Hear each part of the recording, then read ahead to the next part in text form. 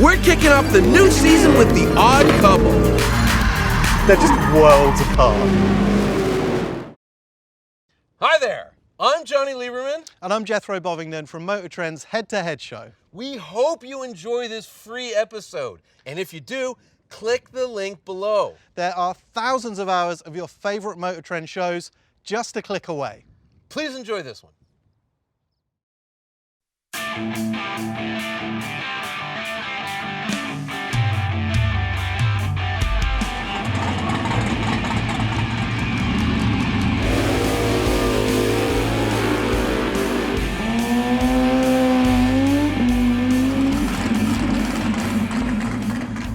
When I was a kid, I had a poster of that on my bedroom wall. Sadly, in the 1980s, nobody dreamt about American cars because they weren't very good. It was all about European supercars. Porsche 959, Lamborghini Countach, and of course, the Ferrari Testarossa. We're kicking off the new season with The Odd Couple. Meet Ferrari's sublime 812 Superfast, which, thanks to its glorious 6.5-liter, 789 horsepower V12, is the most powerful series production Ferrari ever. It's going up against the Dodge Challenger Hellcat Redeye. The Redeye features an ever so slightly detuned Demon motor that still makes more power than the most powerful Ferrari you can buy. 797 grunty horses to be precise. The price difference? Pretty close to 92 grand versus $475,000. Obviously, these two cars are continents, if not worlds apart. But we're talking about teenage fantasies here. Nothing has to make actual sense. The question is, which one of these two almost 800 horsepower dream machines will our kids want stuck to their bedroom walls? That's what we're here to discover. Of course, like all great journeys of discovery, ours begins at a drag strip. Come on!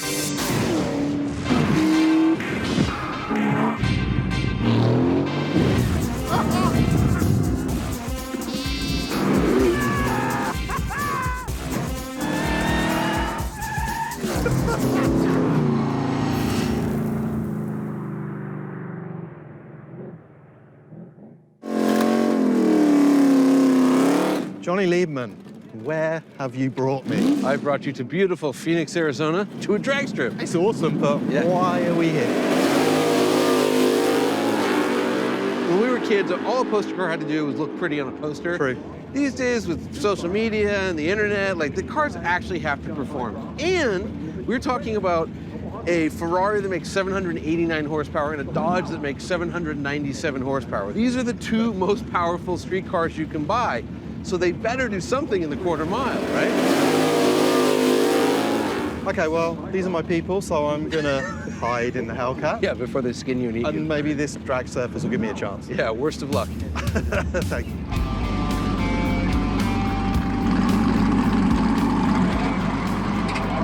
Now, in order to run quicker than 11.5, Yeah.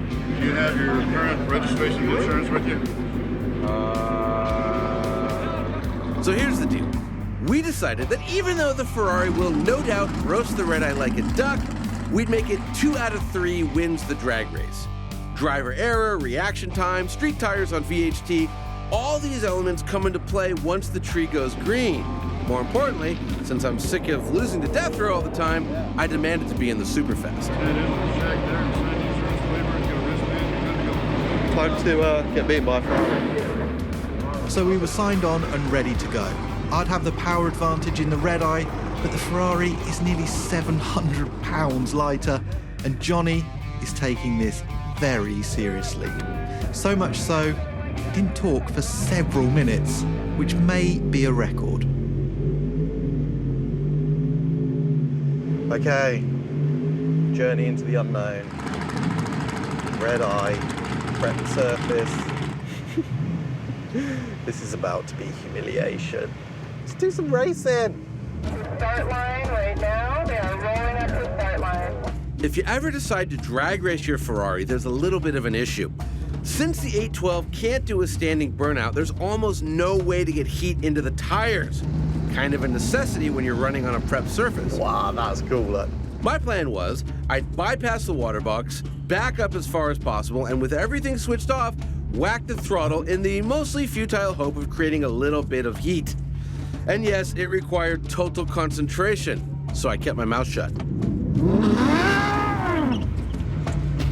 Johnny, hold on.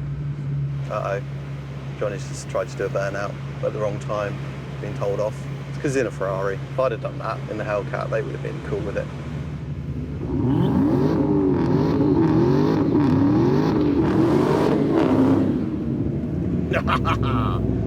Good burnout.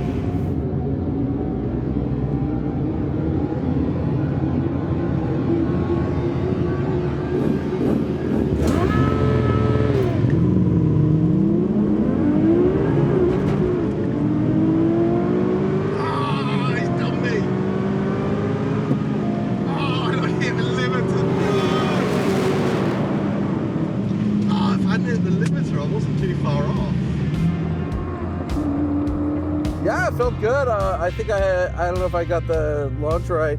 Yeah, I hit the limiter. I actually launched with no wheel spin. I think you could probably use traction control, launch control actually on You have a that. fire jacket? Yeah, I have a fire suit, yeah. You need to be wearing it, okay? Okay, cool. Thank you very much. So I ran an 11.03 at 133.09. Nice one then, mate. Nearly in the tens.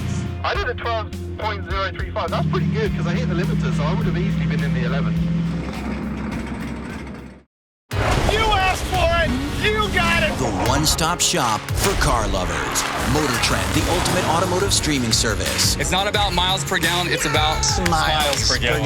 Get the entire MotorTrend library, including every episode of Roadkill and Roadkill Garage, Dirt Every Day, Head to Head, Throttle Out, and World's Greatest Drag Race. Why do we do it? Because we can. But now, there's a whole new library of car shows available.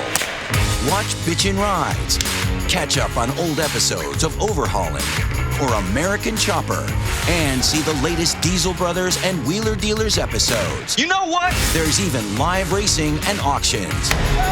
If you love automotive, there's only one place to stream. Start your free trial today and get MotorTrend on any of your favorite devices.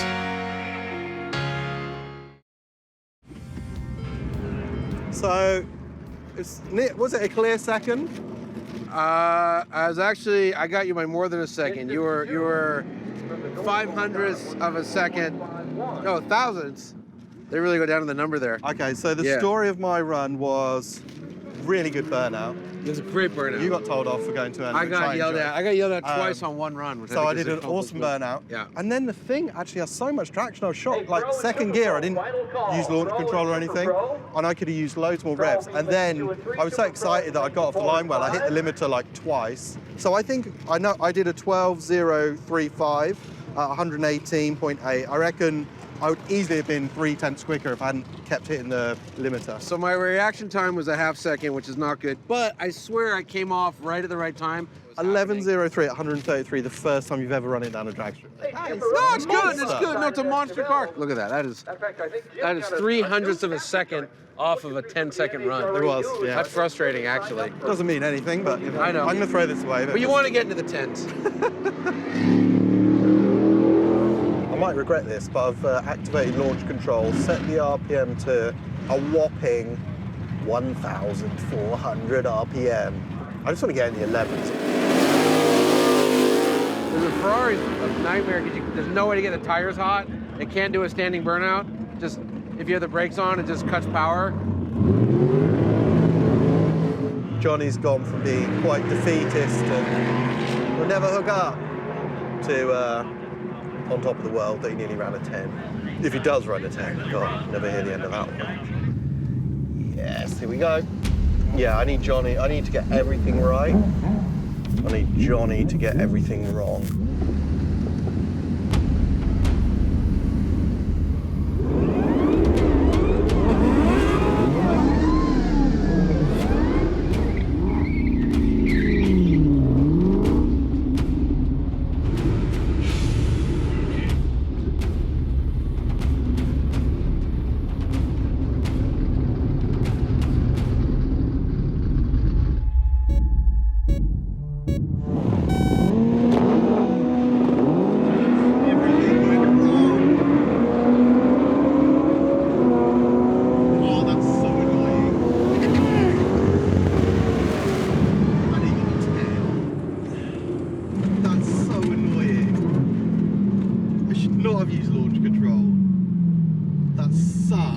fire suit.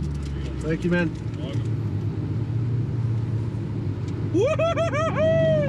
Thank you. 10.85, baby! That is so annoying. At this stage, it's pretty obvious that the Ferrari is unassailable. It ran a 10.85 at 134 miles an hour, and I went backwards thanks to either terrible launch control or user error, probably the latter. Anyway, I couldn't leave with a final pass of 12.6 seconds, so we went for one last go.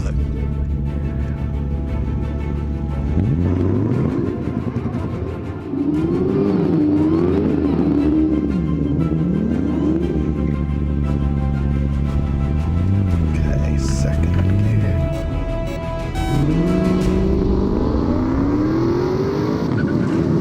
Freaking hell, that car was quick. Better launch though. Yeah, that felt better. Yeah, that was close enough. That wasn't bad. There you go. Yeah. Good job. Jethro got into the 11s, which I is lost. great. I lost, but I feel like a winner because I got into the 11s. Talk about skin of my teeth. Yeah. 11.998 at 125.4, but my reaction time is 0.67. No, 0.067. Which might mean I was anticipating a little bit, but You know what they call that in drag racing? ninja A fluke. drag racing. A Ninja fluke. drag racing. Yeah. That's Ferrari 3, Redeye 0. But both cars held their own against some pretty crazy machinery. One of them in the 11s, the other down in the 10s. Not a bad Saturday. I'll even go so far as to claim that the Ferrari won over some hearts and minds along the way. Look, I gotta say this. When we got here, I noticed everybody at the drag strip, they were just focused on the Redeye, right? Everyone's taking pictures. Nobody cared about the Ferrari at all. Then runs the 11, and it's like, wait a second. Then it runs the 10.85, and people are walking up like, what is that? What's in that? And to that point, for a naturally aspirated car to run in the 10s, brave new world. Never seen this before. It's crazy. We wanted to find out if these cars had substance to go with the style. They did, absolutely. Now we need to find some real-world testing on a real road, preferably closed, obviously, but a semi-real-world test. To Road discover time. how fast can you hit a cactus?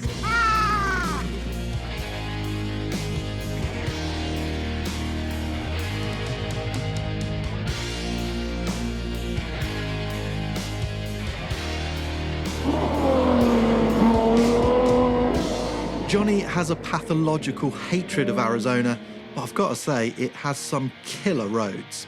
This one is maybe a size small for the Ferrari and a couple for the Redeye, but it turns out every road is pretty damn good in an 812 Superfast. Wow, what a thing! Oh, that screaming it does. Ah!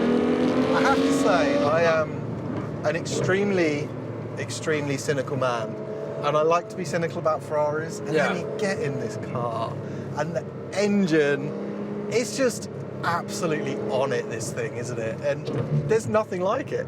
Big V12, celebrates crazy engines, crazy horsepower, and forget all the tech and forget all the talk you normally hear on new cars about downforce and all that crap.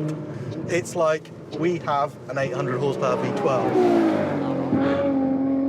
Well, let's put it into context. So we talk about the great engines. Think of like McLaren F1. Yeah. 6.1 litre V12, 627 horsepower. Yeah. I mean, that's the icon engine. This thing, 6.5 litre, 789 horsepower. Revs to 9,000. Yeah, revs to like GT3. We're like, oh, the 6-cylinder GT3 is 9,000. Everyone's what they talk about. Oh, it's so great. It's like, this is a 12-cylinder that does the same thing. It has a legitimate claim to be the best road car engine ever. I'm not saying it is, but I mean, what's one of better? them.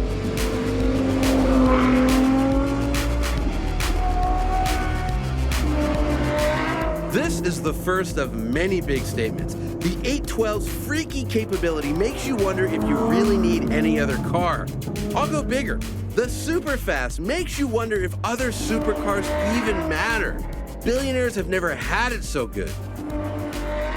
But, you know, the thing about the Superfast is unlike like the F12, it's just not frumpy. Like those are almost like old man cars in a way. This thing, the steering, it's as sharp as a 488, maybe sharper. The brakes are incredible. It's just, it's a sports car. It's not a GT. No. That's what's weird about it. You think, because it's front engined, you think of it as like a sort of DB11 on steroids or something like that, but it's a totally different car. It's rabid. It's completely wild.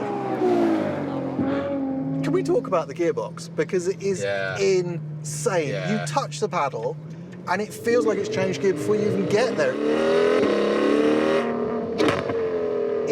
It makes PDK almost feel lazy. Do you know what I mean? It's just nuts. And it's again one of those things where Porsche gets all the credit, you know, like oh, PDK is the best, blah blah.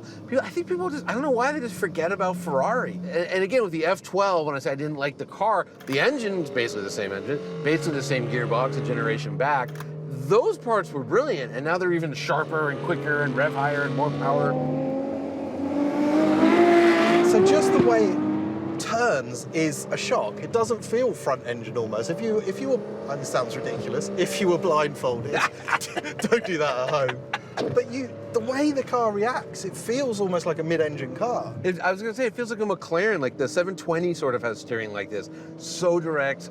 You gotta, slow your roll when you're doing it because it's much sharper than you think. Because the engine's right here. I have my hand on the engine. It's like, it's in the cabin. It's ridiculous. And they've got the rear wheel steer dialed in. It's fair to say then that the 812 Superfast is completely bewitching on the road. So sharp, so exciting, such a sense of occasion.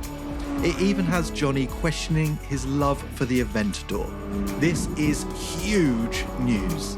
I love the SVJ. I love it, I love it, I love it. They're great, but like, this one you could almost go to a gas station and not have to talk to anybody. You could almost fill it up in peace. It just does, like, it does everything. It's super cool. It is like freefall. It is a supercar. That's the thing. You think it's going to be a sophisticated GT, and it can just about dial back and do that. But Ferrari just seem, no matter what they do, they push and push and push and push and make the thing sharp. And this car feels like the product of the people who built 458 Speciale or Pista or whatever. They have this mindset, and it doesn't matter if it's front engine, mid engine, whatever. That's what they deliver. Oh. It's so epic. So speaking of sophisticated GTs, is it time to get in the Redeye?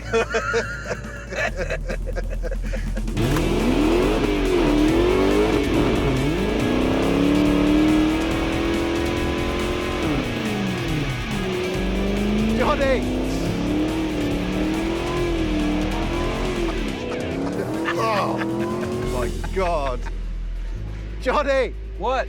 You are the most predictable juvenile man What? You said warm I up, have ever man. met. Get out of my car, I need to drive this What, thing. you don't want me to stop doing burnouts so we can go drifting? Yeah, maybe later. Oh my God. You've destroyed my car. No, it's fine.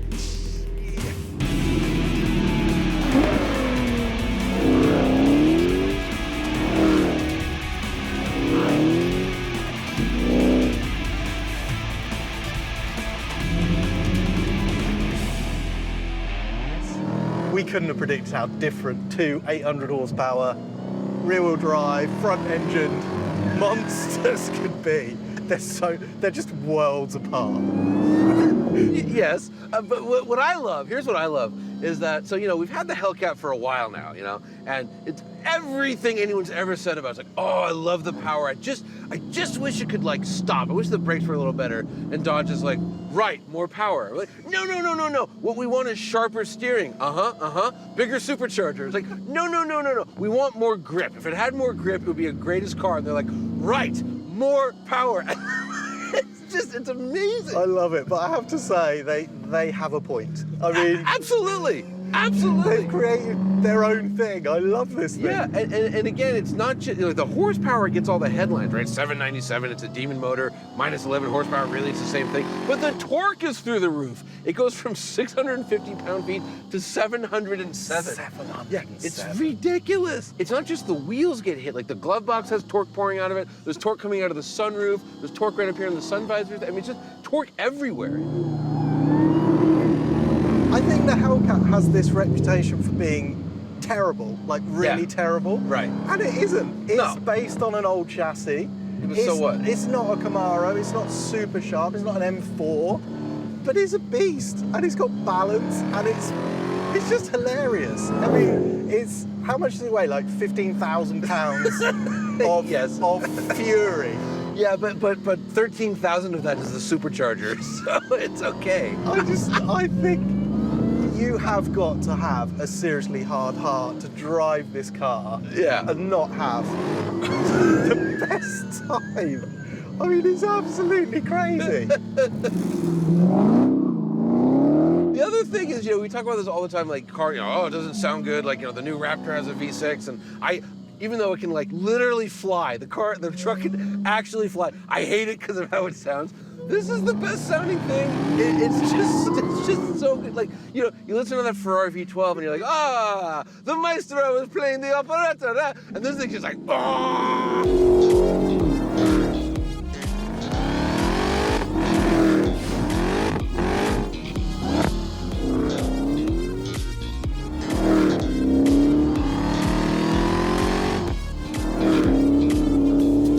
What they've done is they've realised they're not competing with other people. They're doing their thing, and they've done it so well, and they've made it progressive and fun and stupid and as hilarious as any car could be, and it's just lovable. Everything about this car is lovable. One thing I will say about this car, when we talk about Ferraris, we always disappear up our own backsides talking about, striding across Europe. Right, Paris to Berlin. And because that Superfast has got so sharp and so sporty, arguably this is a better GT car. It's like comfier, it rides better. It's still got that like huge engine, unstoppable feel that you want when you're doing big journeys. And unlike the Ferrari, this can actually calm down. So I totally agree with you. This is a better Grand Tourer than the Grand Touring Ferrari, And it's big statement. Yeah, it is. Hellcat Redeye. It is.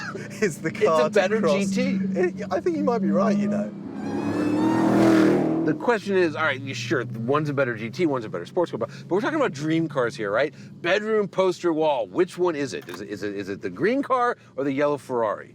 Yeah, this has been bugging me actually because I've been thinking about this whole premise. There's no such thing as poster cars anymore. There's cars on YouTube with their tires on fire, with people drifting, with people crashing. We gotta give the people what they want.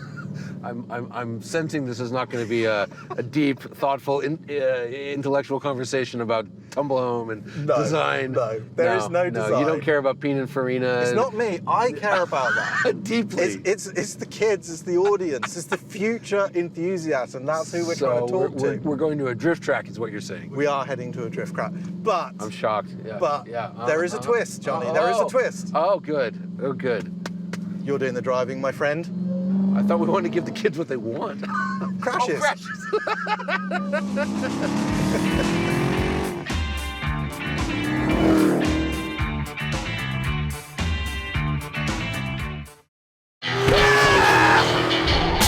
Greatest car ever. I can't even chase it.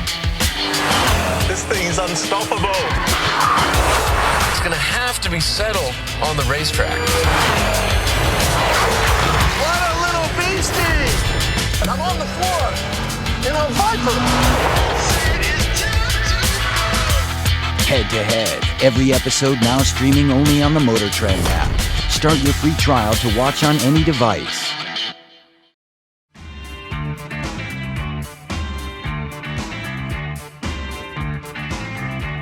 So we've got a simple course. We've got one circle over here. You drift around that to start with. That's how you learn. Easy, just one big circle. You'll master that in like 2 minutes flat. Once you have, we're gonna link two circles. So figure eight, you're gonna do fully crossed up round one and then flick it the other way around the other. So if you nail this one, 50 points maximum, if your style is perfect. If you link the two, 100-point maximum. So we need to start small. The BRZ, it's literally a quarter the horsepower, like 200 horsepower. Mate, you are about to discover it's not what you've got, it's how you use it. I feel like you've said that line many, many times in your life. That's it. Yes, yes, yes. And look where you're going. I'm looking. That's it. Okay, stop. You know, I'm a terrible student and I'm gonna screw this up. All right, let me ask you this though. Initiate it from the rear or initiate it by flicking it? Turn the thing in, start to feel the understeer, and then sharply lift the throttle. And all that does, it takes the weight off the rear, puts the weight on the front, and then you've got the power to move the car, okay? Okay, let's do this. Yeah, so turn, lift. Whoa! Do it, second. That's it. Oh, that one was keep your foot in. I did. Yeah. I'm just doing everything wrong. Main on, wrong. Second. Power, less. Nope, that was not it at all. Close.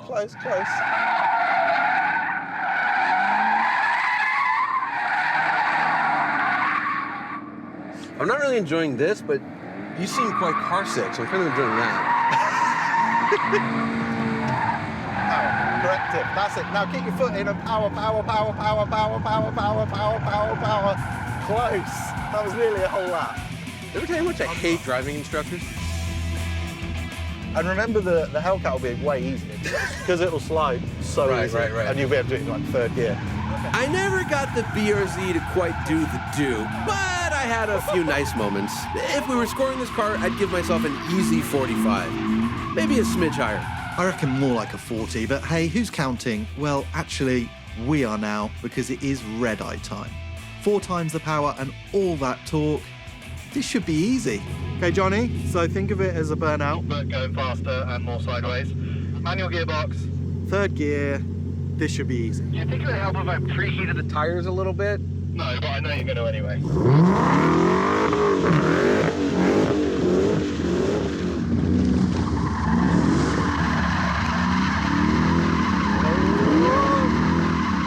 Yes! Oh my God! Who is this guy? Oh my God!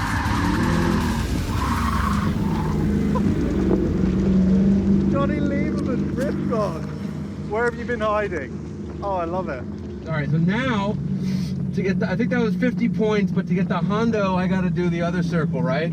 So when you go from one flick to the other way, you need to be quick with the steering, just let it go and it will find its position. Okay, I'm going over it in my head and it sounds like you're saying, like, do the drift, roll the car on its roof a few times. And just, make sure my life insurance is paid up, right? Just do it well, but not so well that you no longer need me. Oh my God, what has happened to Johnny?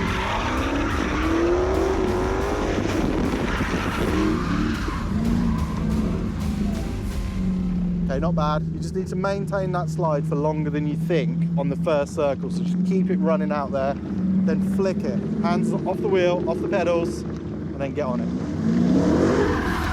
I can't believe it. Look at it. It's on it.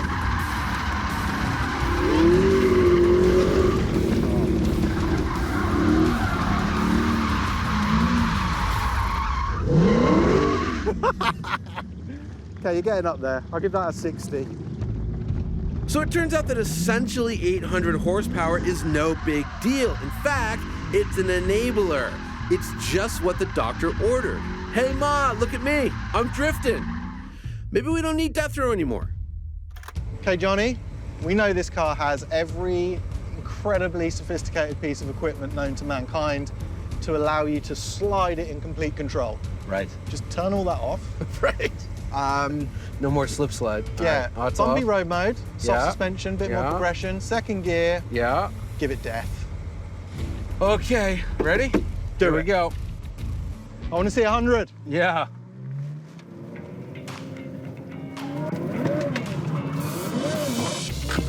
Jesus. So it's got all the power and all the balance, but it's a completely different control interface, so it's trickier. Come on, Jonathan. I don't know that's his name. It's not Jonathan, is it? No. Sounds better. Man, it's just like one dab of the power and it just... Nailed it in the Hellcat.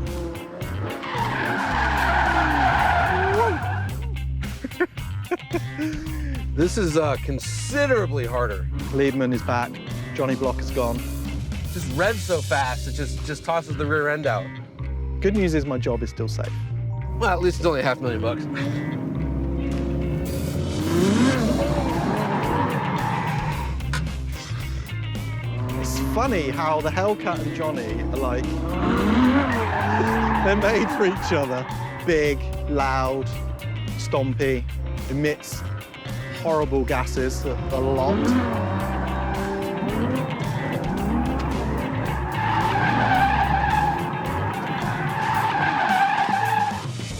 That was 25 points. You're getting there.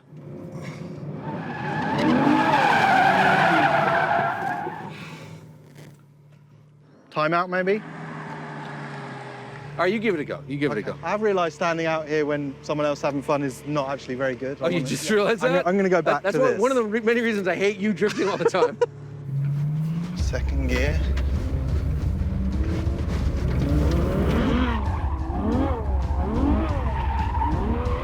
Yep, made me look bad in half a lap.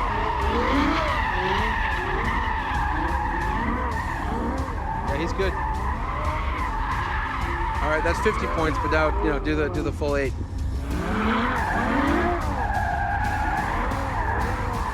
I mean, that's just crazy. Wow, yeah, pretty good.